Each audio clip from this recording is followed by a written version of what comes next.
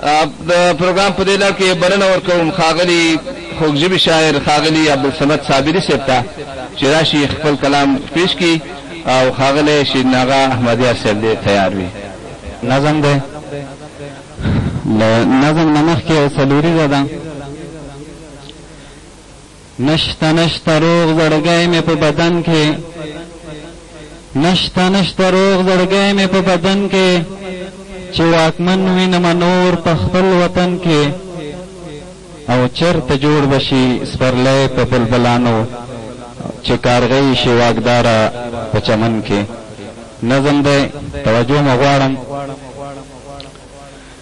د خوب تعبیر در ځینې غواړم، خلکو راته په چغو یو انسان راغلی، پخوا کې ورو راته داسې ویل دا کوم ذلت نن په افغان راغلی. ژبه مې پرېږده لاس مې نه خوځېږي، زړه کې مې سور غوندې طوفان راغلی. نن خو په خلکو سلطنت کړی دی، نن مو په خاوره کوم دوران راغلی.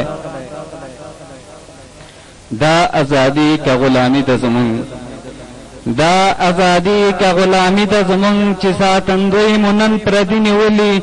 خاوره زمونږ د لوبې نور پرې کوي، زمونږ په سر یې تبرګي نیولي. راته وطن په سرو لمبو کیسې دي، زمونږ له خاورې بچي نیولي.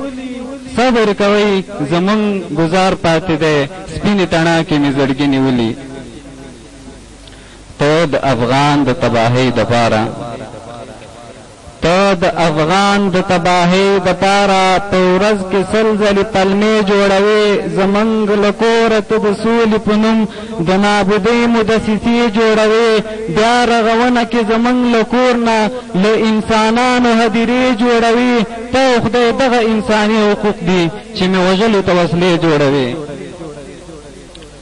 ما ستا نیکونو ته زور ښودلی، په تېښته لاړل شرمېدلي رانه.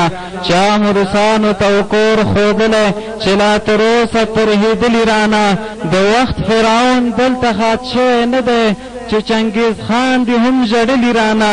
خیر دی که پروت یم نن د پیل په خوله کې، غیرت مې نه دي لا بایللي رانه.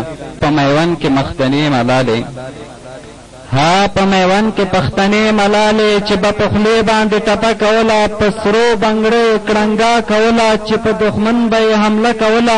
ما د اکبر توره چې ولیدله، خدای ګله لرې جلوه کوله. ورشئ خیبر کې ترې پوښتنه وکړئ، په فرنګیانو چا حمله کوله.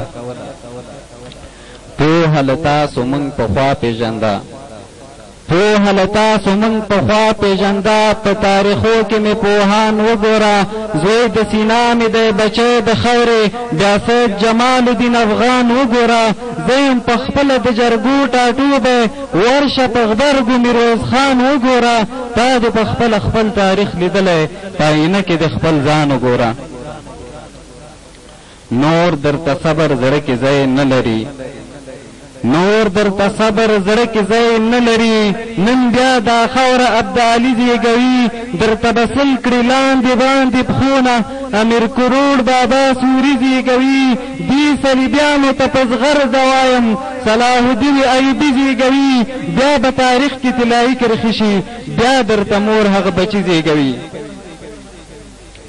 سپینې ماڼۍ کې اوباما ته وایم، سپینې ماڼۍ کې اوباما ته وایم، څوک مې له خاورې روغ وتلي نه دي، چې په شون مید دي څوک راغلي دلته.